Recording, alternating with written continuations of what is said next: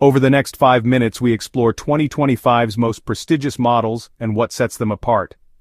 First up, the Rolls-Royce Cullinan, the crown jewel of luxury SUVs. It carries phantom DNA into an all-terrain palace on wheels. Hand-stitched leather, wood veneers and a starlight headliner define its bespoke cabin. Under the hood, a 6.75L twin-turbo V12 and about 563 horsepower deliver refined performance. Next, the Bentley Bentayga extended wheelbase, crafted for those who prefer to be chauffeured. Rear seats offer airline-spec comfort, 22-way adjustability, heating, cooling and massage. Technology and premium sound complete the flying first-class experience on 4 wheels.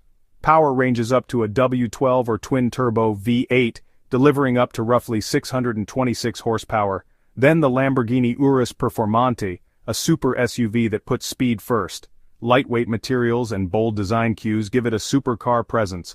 A 4.0L twin-turbo V8 yields around 657 horsepower and explosive acceleration. It hits 0 to 60 in about 3.3 seconds. Proof that practicality and adrenaline can coexist. Aston Martin's DBX 707 brings supercar performance to an SUV frame.